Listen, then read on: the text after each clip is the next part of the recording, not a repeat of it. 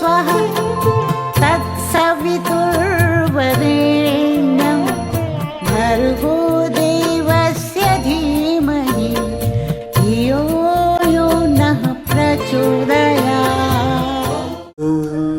अग्नेनाय सुपथाराय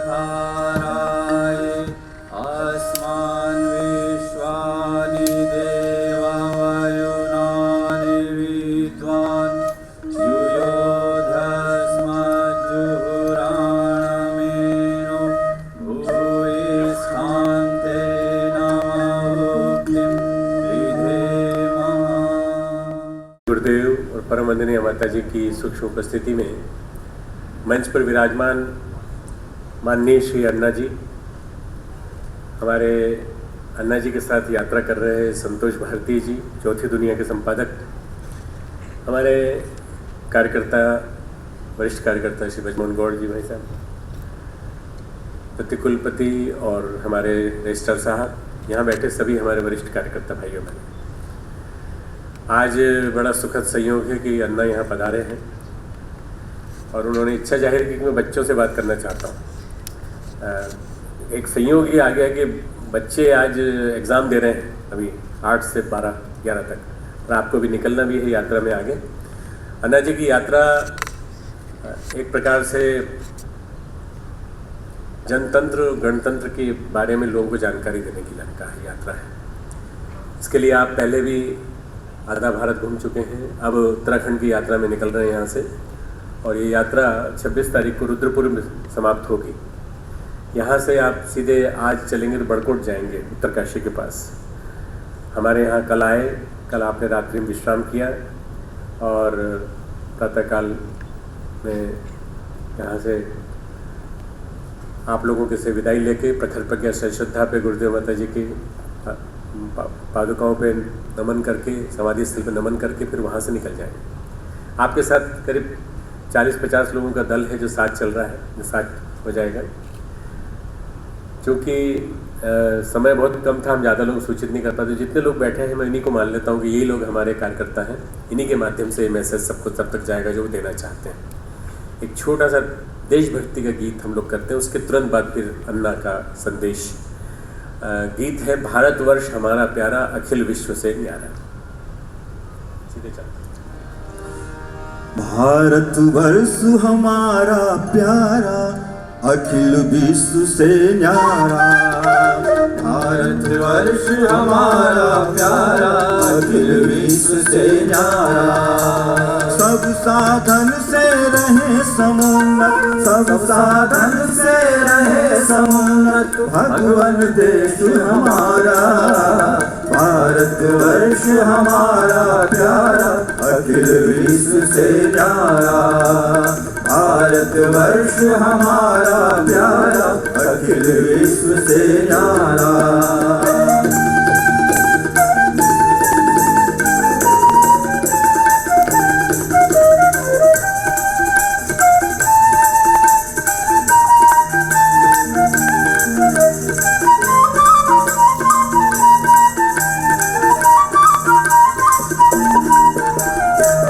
ब्राह्मण विद्वान राष्ट्र में ब्रह्म तेज व्रतधारी।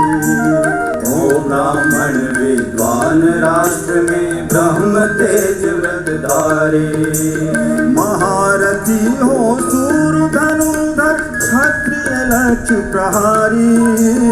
महारथी हो शूर धनुधर, क्षत्रिय लक्ष्य प्रहारी। क्षत्रिय लक्ष्य प्रहारी। गौए भी अति मधुर दुग्ध की, गौए भी अति मधुर दुग्ध की, बह रही धारा। भारतवर्ष हमारा प्यारा, अखिल विश्व से न्यारा। भारतवर्ष हमारा प्यारा, अखिल विश्व से न्यारा। यहाँ उपस्थित हमारे शांतिकुंज की सभी वरिष्ठ कार्यकर्तागण, सभी उपस्थित हमारे शिवरार्थी भाई, और सबसे बड़ी उपस्थिति हमारे विद्यार्थियों की जो देव संस्कृति विश्वविद्यालय में और हमारा जो यहाँ का विद्यापीठ है, जहाँ पर हम लोग 12वीं तक बच्चों को पढ़ाते हैं, वहाँ के स्टूडेंट्स और वहाँ के छात्र छात्राओं। अन्ना की उपस्थिति अपने आप में पर्याप्त है। अन्ना का परिचय किसी के लिए अपरिचित नहीं है। अन्ना सबको सभी जानते हैं। रालेगण सिद्धि में आपने प्रयोग किया और उस प्रयोग के माध्यम से आपने जो एक वातावरण बनाया कि आदर्श गांव कैसे बनाना चाहिए, और आदर्श गांव को बनाने के लिए वहाँ से उन्होंने जो जलागम योजना और इस सारी योजना के माध्यम से गांव को स्वावलंबी बनाया जाए, गांव से सारी विकास की योजनाएं चलनी चाहिए। कल विस्तार से अन्ना से चर्चा हुई, 1 घंटे तक आपको बताया कि शांति हरिद्वार ने भी, गायत्री परिवार ने भी लगभग 400 से ज़्यादा गांव गोद लेने का संकल्प लिया है और इस दिशा में युवा लोग लग पड़े हैं। आपको बड़ी उम्मीदें हैं युवाओं से, और मैं चाहता हूं कि अन्ना अपने संदेश के माध्यम से युवाओं को और हमारे सभी कार्यकर्ताओं को आने वाले समय में जो हमारे परम पूज्य गुरुदेव हमें संदेश दे गए, व्यक्ति निर्माण, परिवार निर्माण, समाज निर्माण, स्वस्थ शरीर, स्वच्छ मन और सभ्य समाज, इसकी सारी की सारी बात को परिप्रेक्ष्य में रखते हुए आने वाले दिनों में क्या होने जा रहा है, उनके मूवमेंट का मूल लक्ष्य क्या है और उनके आंदोलन में हम लोग कैसे सहभागिता कर सकते हैं, इस संबंध में हमें जानकारी दें। समय बहुत कम है, यहाँ से आपको लंबी दूरी पे जाना है। यहाँ से प्रखर प्रज्ञा से श्रद्धा पे जाएंगे और वहाँ से फिर आप प्रस्थान कर जाएंगे। आदरणीय अन्ना जी। आदरणीय वंदनीय अन्ना जी, हमारे साथ आए हुए भारतीय जी, आदरणीय व्यासपीठ, मेरे सामने बैठे वयोवृद्ध, ज्ञानवृद्ध, आदरणीय व्यक्ति, सभी भाई और बहनों, मैं आपसे कोई ज्ञान की बातें नहीं बताऊंगा, लेकिन काम करते समय कुछ अनुभव हाथ में आए उसको आपके सामने रखूंगा।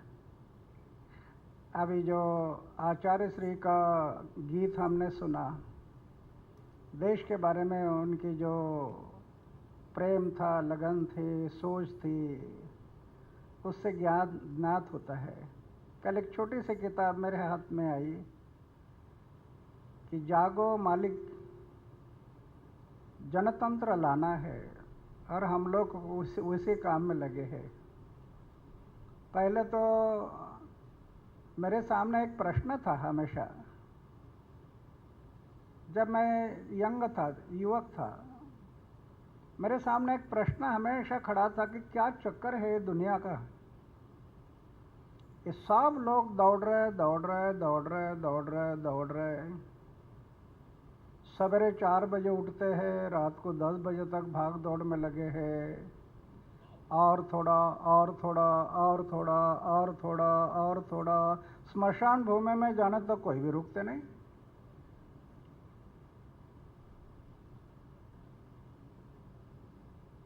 हाथ में कुछ नहीं। तो मैं सोचते बैठा कि क्या चक्कर है, जन्म में आता कुछ लेकर आता नहीं, जाता कुछ लेकर जाता नहीं, लेकिन उम्र भर दौड़ रहा है, मेरा मेरा मेरा मेरा मेरा मेरा मेरा। और कई लोग तो मेरा मेरा कहकर भी रुकते नहीं। मेरा वो मेरा, लेकिन तेरा वो भी मेरा, ऐसे प्रवृत्ति बढ़ रही है, और हाथ में कुछ नहीं। तो किस लिए जीते लोग? हमेशा एक प्रश्न खड़ा हो गया, क्या मकसद है जीने का? एक दिन तो मैं इस विचार पर आ गया कि आत्महत्या करना। क्यों जीना? जब मरना पता है, खालिया से जाना पता है, तो जीना क्यों? तो सोचा आत्महत्या करना। एक स्वामी विवेकानंद जी की किताब हाथ में आई, पढ़ना शुरू कर दिया, जीवन का धागा हाथ में आ गया, और पढ़ते गया, ऐसे से जीवन समझते गया। और क्या समझ में आ गया? एक ही बात समझ में आ गई कि हर इंसान के लिए जीवन मिला है, सेवा के लिए मिला है। सेवा, क्या लाभ है सेवा में? सेवा में है आत्मा की भलाई, सेवा में है जीवन की सफलता, और सेवा में है आनंद। ये लोग जो दौड़ रहे हैं वो आनंद के लिए दौड़ रहे हैं, और कई लोग तो एयर कंडीशन कमरे में रहते हैं लेकिन रात को नींद नहीं आती बोल के नींद की गोली लेकर सो रहे एयर कंडीशन में। तो आनंद है कहाँ? तो मुझे पता चला कि आनंद है सेवा में। हम सबका सौभाग्य है कि शांति कुंज में हम सबको सेवा करने का एक मौका मिला है। ये सौभाग्य है, हर एक के तकदीर में, हर एक के नसीब में नहीं है। राम सिर्फ 2 अक्षर है, राम, लेकिन हर एक के मुंह में आता नहीं हो। ज़्यादा बोझ नहीं उठाना पड़ता, ज़्यादा तकलीफ नहीं सहन करनी पड़ती, सिर्फ राम। लेकिन वो भी हर एक के मुंह से नहीं निकलता। इसका कारण है प्रारब्ध, पूर्व संचित।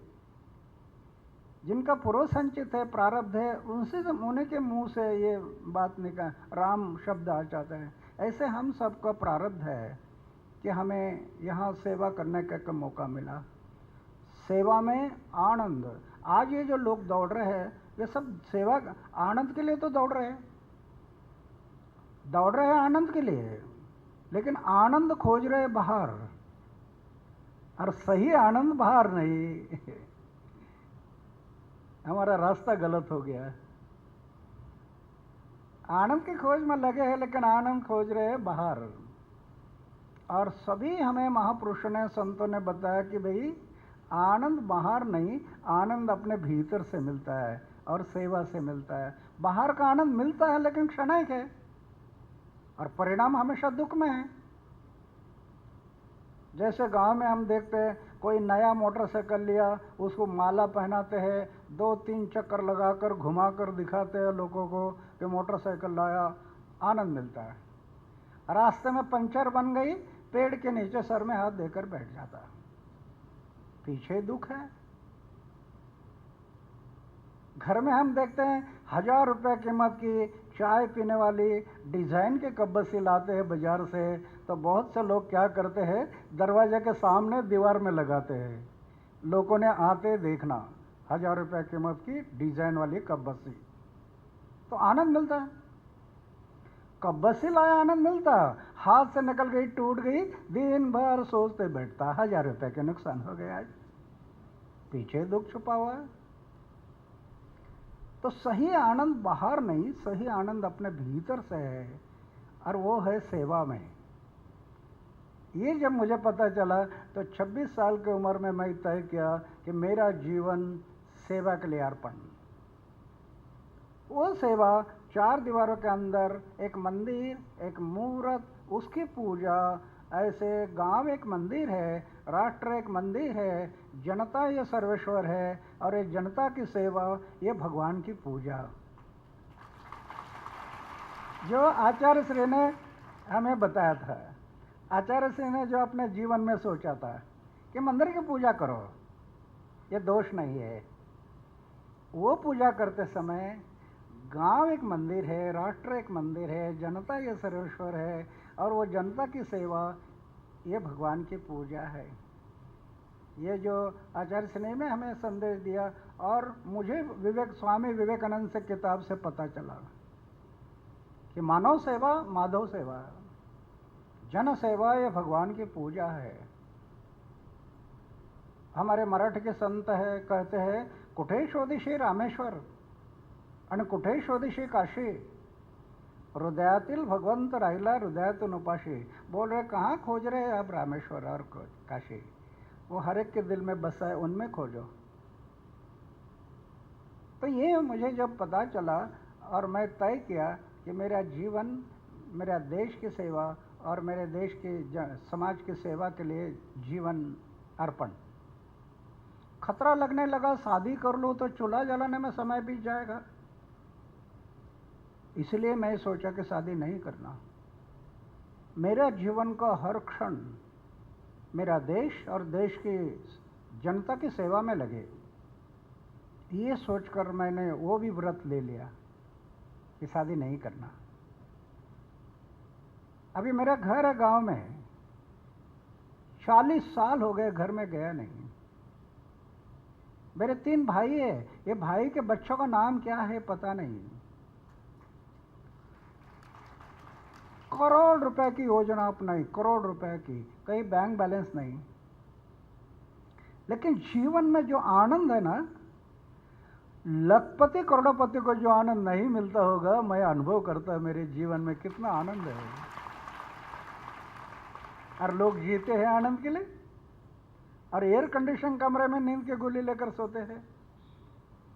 तो आनंद, ये मैं अनुभव करता मेरे जीवन में कि जो आनंद के लिए सीमा नहीं है। आज 75 साल की उम्र हो गई, लेकिन वो आनंद में डूबे रहता हूँ। ये कहना बहुत आसान है, लेकिन कृति में लाना इतना आसान नहीं है। मन बड़ा चंचल है, कब धोखा देगा पता नहीं। इसने बहुत बड़ों बड़ों को धोखा दिया, ये मन ने। एक तो ये मन बड़ा तेज है, चंचल है और धोखेबाज है।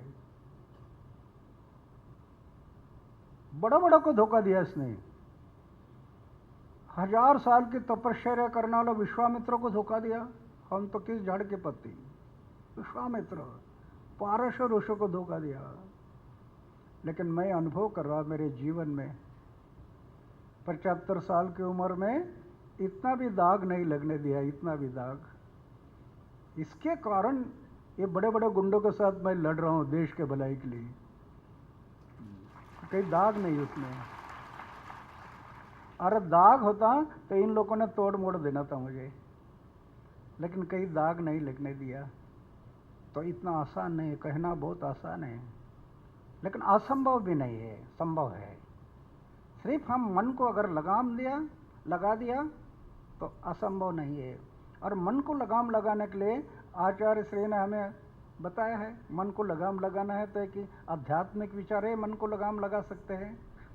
जीवन का तत्वज्ञान इंसान को समझ में आ जाए कि मैं कौन है, मैं आया कहाँ से, मेरा कर्तव्य क्या है, मुझे जाना कहाँ है, ये बातें समझ में आ गई तो मन को लगाम लगाने की शक्ति मिलती है। तो जब मैं ये तय किया तो 2 बातें इस देश के लिए करना, जो आचार्य श्री में भी सोचा है कि गांधी जी भी सोचते थे कि जब तक गांव नहीं बदलेगा तब तक देश नहीं बदलेगा। पहले गांव को बदलना, जब गांव बदलेंगे तो देश ऑटोमेटिक बदल जाएगा। इसलिए मैंने गांव को बदलने का प्रयास किया। कई गांव में हमारा काम शुरू हो गया है। जिस गांव में 80% लोग भूखे थे, कुछ नहीं किया, बारिश के पानी का बूंद न बूंद को रोका, अंडरग्राउंड रिचार्जिंग किया, भूजल स्तर बढ़ाया। और जिस गांव में 300 एकड़ जमीन में एक फसल के लिए पानी नहीं मिलता था, आज उस गांव में 1500 एकड़ जमीन में 2 फसल के लिए पानी मिल रहा। ये काम हमें करना बहुत जरूरी है। आज शहर की तरफ बढ़ने वाले लोग हैं, इससे हमारे देश की बर्बादी हो गई। हम गांव को केंद्र में मानकर देश का विकास होता तो आज हमारा देश विश्व में बहुत आगे जाता था। जैसे अभी गीत में बताया, आचार्य जी ने जो गीत लिखा, गांव को केंद्र में मानकर इस तरीके से गांव अगर खड़े हो जाते, आज पर्यावरण का प्रश्न पूरी दुनिया के लोग चिंताग्रस्त है कि पृथ्वी का क्या होगा। अगर गांव को केंद्र बिंदु मानकर हम ये विकास करते हैं तो पर्यावरण का प्रश्न निर्माण नहीं होना था, पर्यावरण का प्रश्न निर्माण नहीं होना था। इसलिए हम लोग अभी जो गलती हो गई इसको सुधारने का हम लोग प्रयास करना है। जिस गांव में हमें 40 शराब की भट्टी थी, 40 भट्टी, आज उस गांव में 16 साल हो गए बीड़ी सिगरेट खैनी बिक्री के लिए नहीं। 16 साल हो गए, बीड़ी नहीं, सिगरेट नहीं, खैनी नहीं। ये गांव हमें निर्माण करना बहुत जरूरी है। देश के लिए दोनों बातें करना। कई बातें की, मैं सबका विवरण नहीं करूंगा। मेरे सामने कई युवक बैठे हैं कॉलेज के, उनको मैं बताना चाहता हूं ये असंभव नहीं, संभव है। कैसे होगा? 5 बातों का ध्यान रखना। अगर इसमें बदलाव लाना है हमें गांव में, तो शब्दों से काम नहीं होगा, शब्दों के साथ कृति को जोड़ना पड़ेगा। आज़ादी के 66 साल में हम लोग को अनुभव किया, सिर्फ कथने से परिवर्तन नहीं होगा, कथनी और करनी ये दोनों को जोड़ना पड़ेगा। कथनी और करनी दोनों को जोड़ना पड़ेगा, सिर्फ कथनी से काम नहीं होगा। इसलिए तो कबीरदास जी कहते हैं कथनी मीठी खांड सी। कबीरदास जी कहते हैं कथनी मीठी खांड सी, करनी विष की लोए। कथनी छोड़ करनी करे तो विष का अमृत होए। कथनी छोड़कर करने की तरफ हम बढ़ जाए तो विष का अमृत हो जाता है। तो ये काम असंभव नहीं, संभव है। ये तब होगा कि हम शब्दों से जब लोगों को बताते हैं तो उनका ध्यान हमारी तरफ होता है कि ये हमें बता रहा है ये क्या खाता है, क्या पीता है, कहाँ रहता है, कैसे चलता है, कैसे घूमता है, इसके तरफ उनका ध्यान होता है। इसीलिए बताने वालों का चारित्र शुद्ध होना, शुद्ध आचार होना, शुद्ध विचार होना, जीवन निष्कलंक होना, जीवन में कोई दाग ना हो, जीवन में थोड़ा त्याग होना। त्याग ये तो आचार्य सिंह और पंडित जी का तो उदाहरण है कि आचार्य सिंह ने कितना बड़ा त्याग ये करना ही पड़ता है। हमारी ही भूमि है, भारत की भूमि हमेशा हमें सिखा रही है त्याग। खेती में हम देखते हैं कि दाना से भरा हुआ भुट्टा नजर आता है, ज्वार बाजरा मक्का का।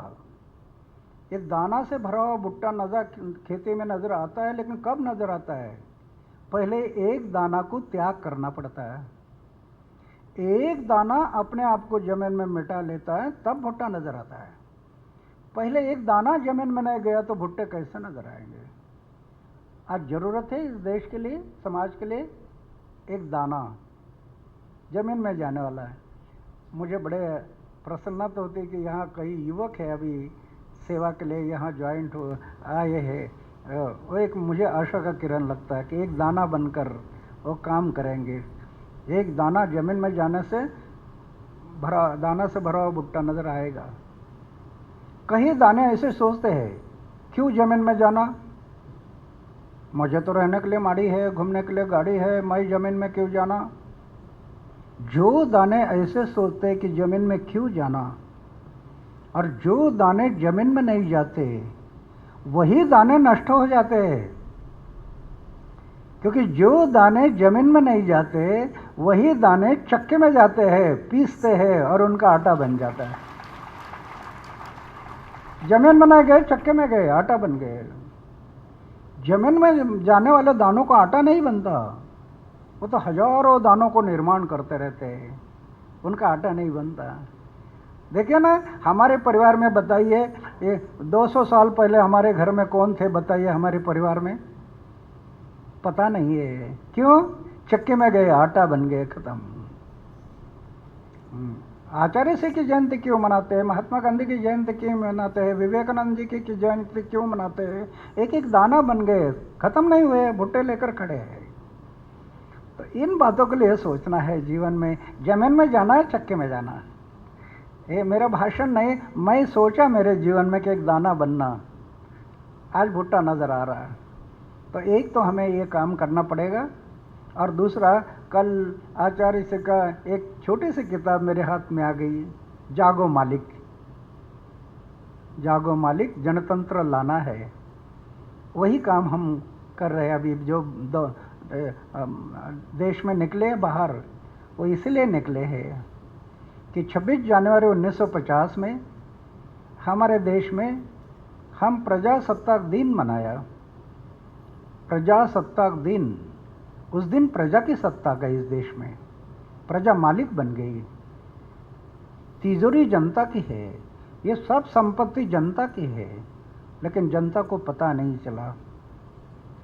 जनता मालिक हो गई इस देश की। और मालिक ने क्या किया?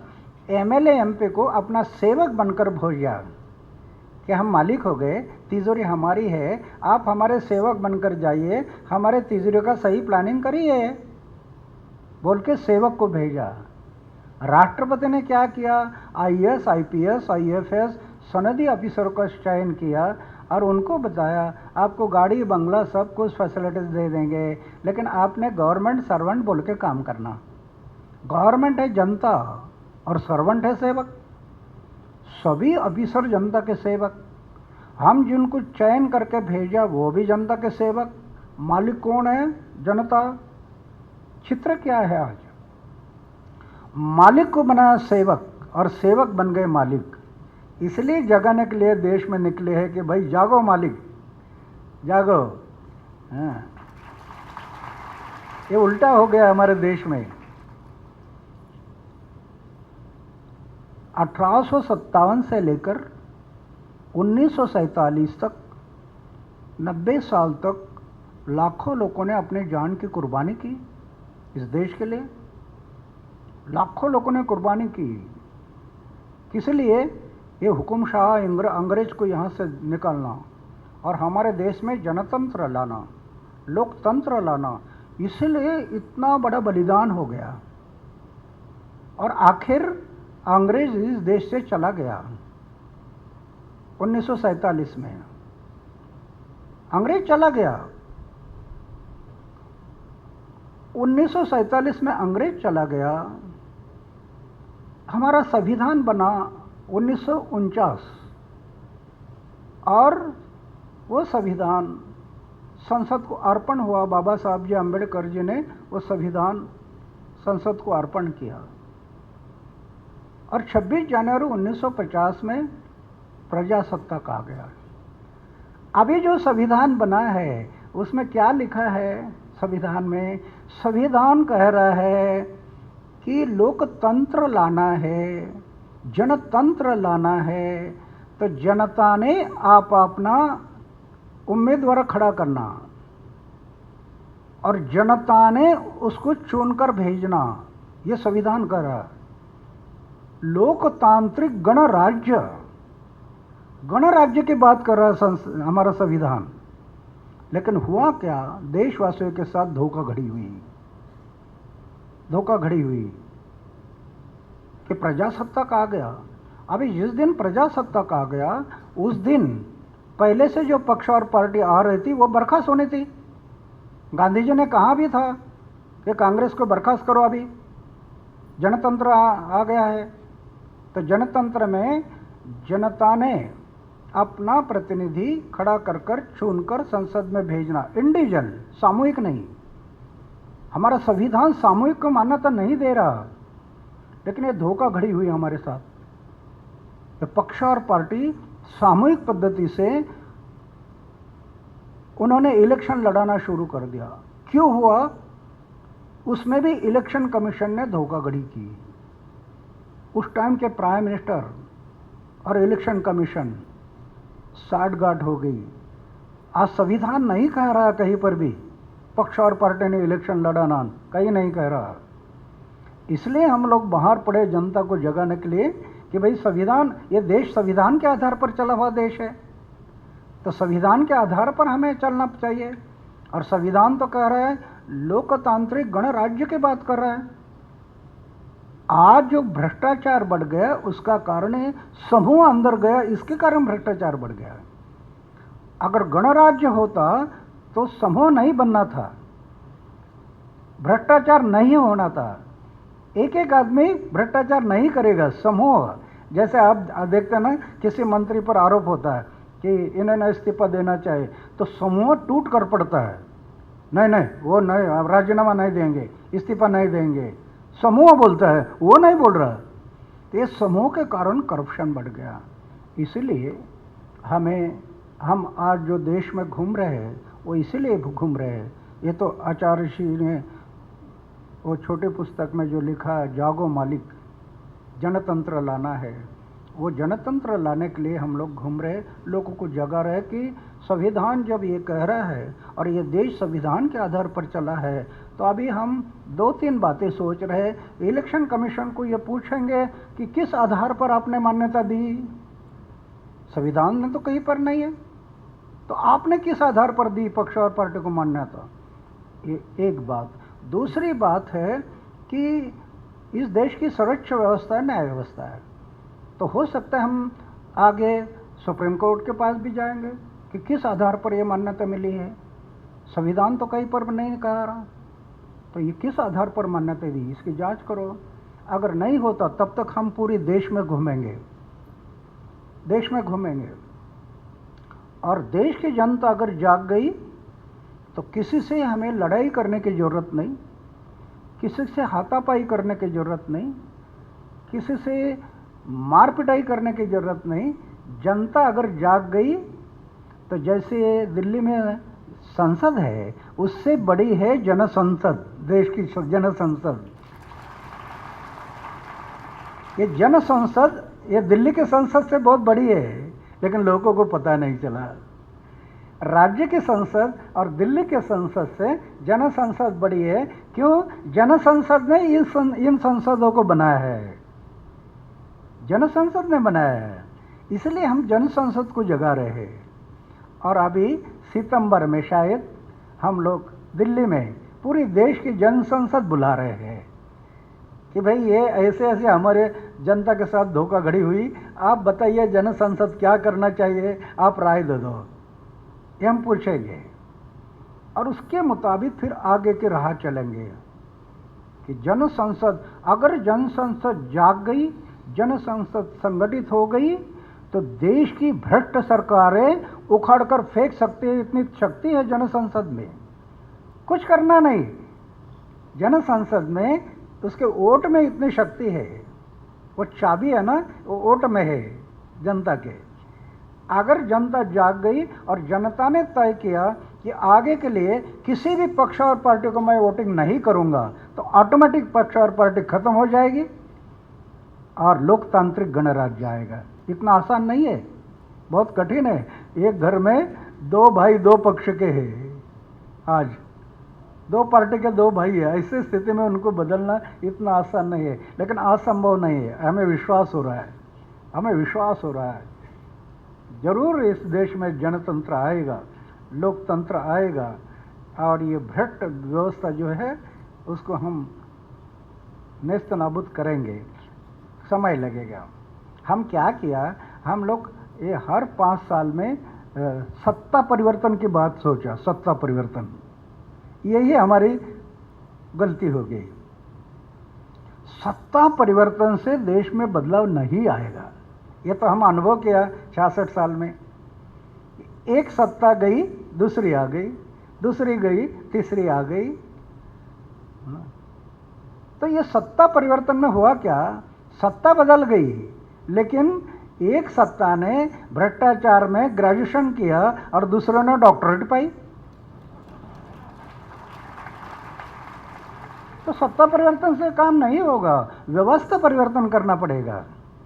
जब तक व्यवस्था परिवर्तन नहीं होगा तब तक बदलाव नहीं आएगा। ये तो आचार्य सिंह के विचार थे कि व्यवस्था परिवर्तन, और वो काम हमें आगे के लिए करना है। अभी मुझे एक और बहुत आशा के किरण दिखाई दे रहा। हर सभा होती है तो नव युवकों को हम पूछते हैं कि भाई आप अपना अपना परिवार चलाते चलाइए, लेकिन देश के लिए 1 साल देने वाले कितने कार्य करते हैं कि देश के लिए मैं 1 साल दे दूँगा, ऐसे हम पूछते हैं। कई लोग हाथ ऊपर करते हैं। हाँ, तो हम उनको पूछते हैं आप अपना नाम, पता, फ़ोन नंबर, मोबाइल नंबर लिख कर दे दो। आज हमारे पास सिर्फ 4 राज्य में हमारा दौरा हो गया, सिर्फ 4 राज्यों में 28,000 लोग 1 साल के लिए आगे आ गए। 28,000। तो ये एक आशा की किरण है। अगर ये 28,000 लोगों ने क्या, उनको ट्रेनिंग देना है, ज़्यादा नहीं, 5 दिन का ट्रेनिंग। क्या है जनतंत्र, क्या है लोकशाही, और ये कैसे धोखाधड़ी हुई, और आपने क्या करना। करना मतलब ऊपर ऊपर नहीं, जड़ में जाना, ग्रास रूट। एक तो गांव को बदलने के बाद, और लोगों को बदलना है वो गांव से बदलना है, तो ये काम करना है। तो ये 28,000 लोगों को हम ट्रेनिंग देकर अपने अपने ज़िला में गांव स्तर पर जाएंगे। और अभी हमारा तो काफ़ी घूमना बाकी है। अगर 1 साल हम लोग घूमें तो कई लाख लोग 1 साल देने के लिए आगे आ जाएंगे, 1 लाख से ज़्यादा। और ये लोग अगर गांव गांव में जाकर लोगों को जगाया तो करोड़ों लोग जाग जाएंगे, करोड़। मुझे तो विश्वास हो रहा है 120 करोड़ जनता है देश की, सब जाग जाएंगे, नहीं पता नहीं, क्योंकि बहुत से लोग तो कुंभकर्ण बनकर सोए हैं, ढोल बजाया नगारे बजाया, जागे नहीं आती है। लेकिन हमें विश्वास हो रहा है कम से कम 6 करोड़ लोगों को हम संगठित करेंगे, 6 करोड़ देश के। और 6 करोड़ लोग भी अगर संगठित हो गए, जाग गए, तो सरकार का नाक दबाने से मुंह खुल जाएगा। अभी बोल रहे ना जन लोकपाल, ना ना ना ना ना कर रहे, धोखाधड़ी किया। संसद में बिल पास किया, संसद में सर्वसम्मति से। प्राइम मिनिस्टर ने मुझे लिख कर दिया कि हम जल्दी से जल्दी लोकपाल लाने के लिए तैयार है, और आज 2 साल हो गए। अभी हम लोग ये सब लोगों को जगाने के बाद पहले काम लोकपाल, तो लोग जागने के बाद हो सकता है इलेक्शन से पहले 6 करोड़ लोग अगर जाग गए तो फिर से एक बार मय होगा रामलीला मैदान, और देश की जनता तिरंगा लेकर रास्ते पर, भारत माता की जय, वंदे मातरम, इंकलाब जिंदाबाद। और ये जनता अगर रास्ते पर आ गई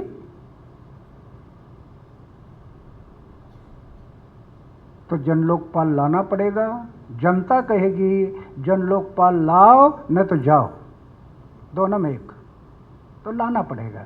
लेकिन एक जन लोकपाल नहीं, अभी संपूर्ण व्यवस्था परिवर्तन, ये लड़ाई आगे चलते रहेगी। तो मैं ज़्यादा ना कहूँगा, मुझे कभी मौका मिल गया तो ये नवयुवक जो है उनसे प्रश्नोत्तर करना मुझे बहुत पसंद आता है, लेकिन समय कम है। दोबारा कभी समय मिल गया, आने का सौभाग्य मिलेगा, हम बैठकर प्रश्नोत्तर करेंगे कि क्या दिल में प्रश्न है। तो प्रश्नोत्तर से मंथन होगा, मंथन होने से नवनीत बाहर आ जाएगा। तो हम लोग मिलकर हम ये काम देश के लिए, जो आचार्य सिंह की भी ये इच्छा थी और पनेर साहब भी, आप सब लोग भी ये काम कर रहे हैं देश के लिए। ये मैं तो इधर कल एक दिन आ गया तो मेरी भी बैटरी चार्ज हो गई कि मुझे और ऊर्जा मिल गई। ये जो स्थान होते हैं ना, कई स्थान ऐसे होते हैं कि वहाँ से ऊर्जा मिलती है। देखो ना, ये ऊर्जा मिलने का कारण अभी तो मैं विश्वास करता हूँ कि जब तक जनतंत्र नहीं आएगा तब तक मरना ही नहीं देश से, ये इतना ही करना है।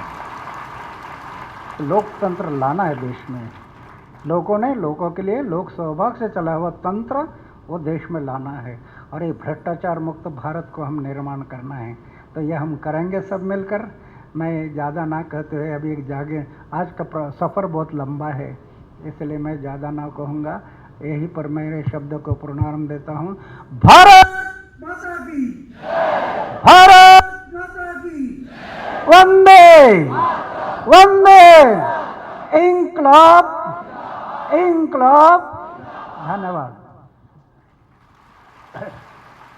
आइए हम लोग सभी खड़े होकर अन्ना को आश्वासन दें कि आपकी इस लड़ाई में हम सब साथ हैं। सब स्टैंडिंग ओवेशन है। हम सब खड़े होकर के एक साथ आश्वासन देते हैं कि आपकी 28,000 की फौज में जितने हजार, जितने लाख जुड़ते जाएंगे, उनमें कई गायत्री परिवार के होंगे और कई देव संस्कृति विश्वविद्यालय के उससे जुड़े हुए छात्र छात्रा रहेंगे।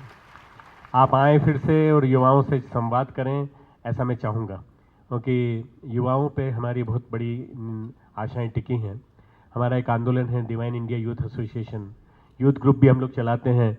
तो मैं सोचता हूँ कि आप सबके बीच में इंटरेक्ट करें, और आप, मुझे याद है रालेगंज सिद्धि में आपने युवाओं से इंटरेक्ट किया था, मैं आपके साथ बैठा था, वो भी याद है, और उससे युवाओं को बहुत सुंदर लगा था।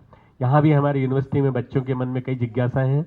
मुझे पूरी उम्मीद है कि अगली बार अन्ना टाइम निकाल के आएंगे, और जब तक अन्ना है तब तक पूरी उम्मीद है कि लोकतंत्र जिंदा रहेगा। लोकतंत्र रहेगा तो सुनिश्चित आश्वासन हम लोग हाथ ऊंचा करके आश्वासन देंगे। हम लोग सभी अपनी ओर से आश्वासन देते हैं कि अन्ना के आंदोलन में हम पूरी तरह से साथ देंगे। ठीक है, आप ताली बजा के थोड़ा सा जरा।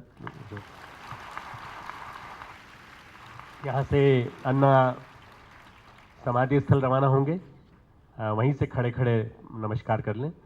ओम नमोस्तु अंताय सहस्रमूर्तये सहस्रपादाक्षिशिरोरुवावे सहस्रनाम्ने पुरुषाय शाश्वते सहस्रकोटि युगधारिणे नमः सहस्रकोटि युगधारिणे नमः।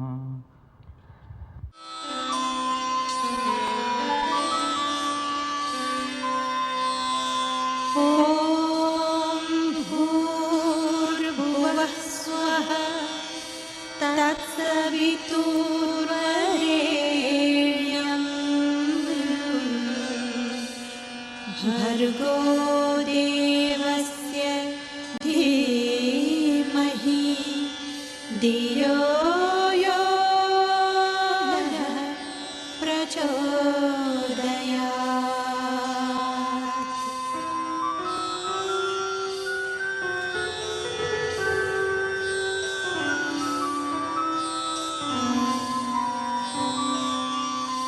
ॐ भूर्भुवः स्वः तत्सवितुर्वरेण्यं भर्गो देवस्य धीमहि धियो यो नः प्रचोदयात्।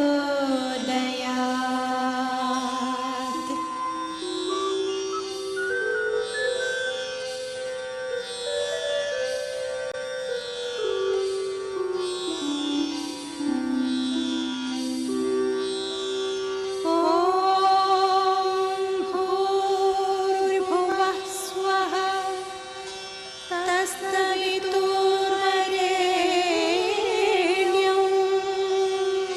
भर्गो देवस्य धीमहि धियो यो नः प्रचोदयात्।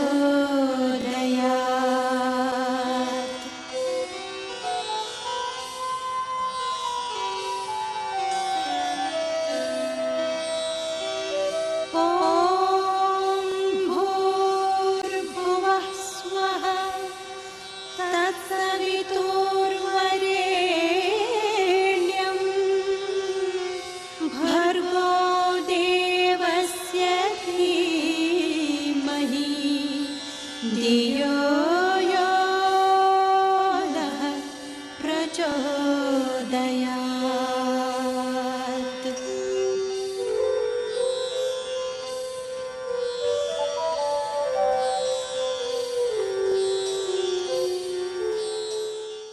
हम सबका सौभाग्य है कि हम शांति कुंज के साथ जुड़े हैं।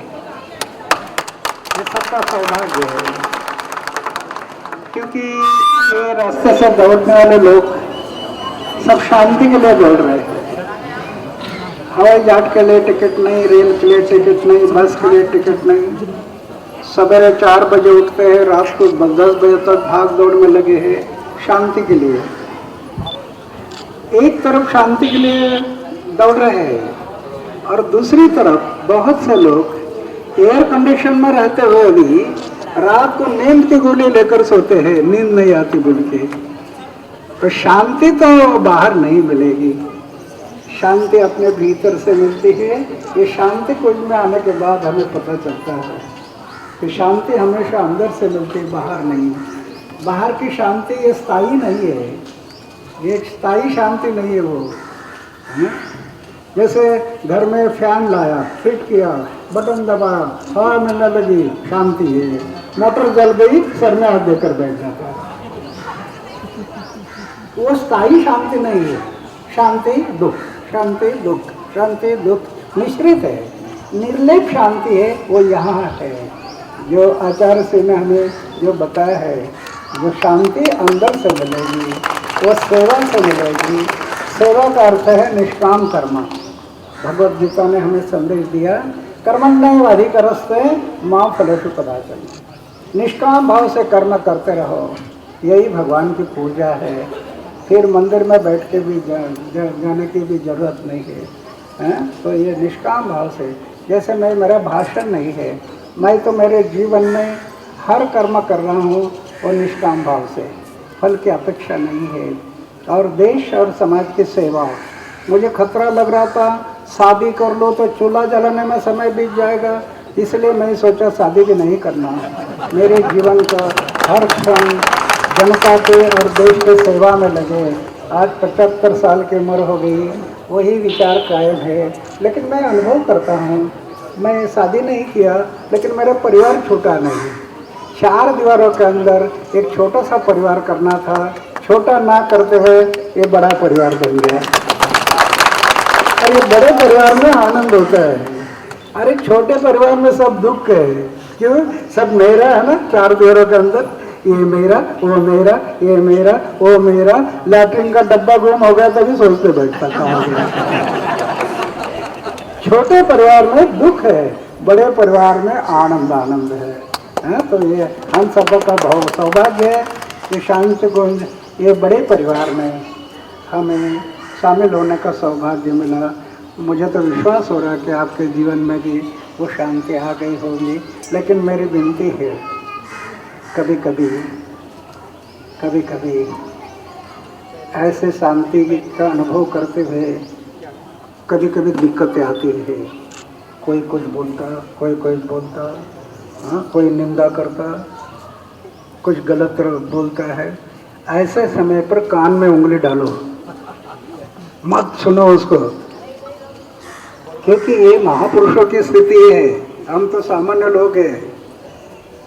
और प्रकृति का नियम भी है, जिस पेड़ में फल लगते हैं उसी पेड़ पर लोग पत्थर मारते हैं। जो पेड़ में फल ही नहीं, वहाँ कौन पत्थर मारे? फल लगे ना, पत्थर मारेंगे। खास तौर पर नीम के पेड़ पर इतने पत्थर नहीं होते हैं जितने आम के पेड़ पर होते हैं। ये तो प्रकृति का नियम है।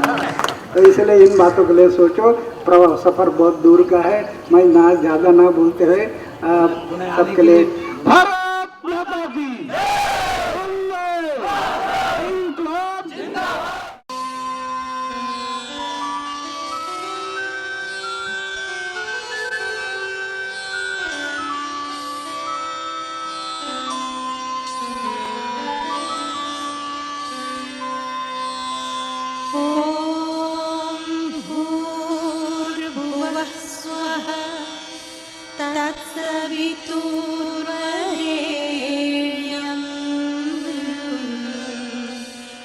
भर्गो देवस्य धीमहि धियो यो नः प्रचोदयात्।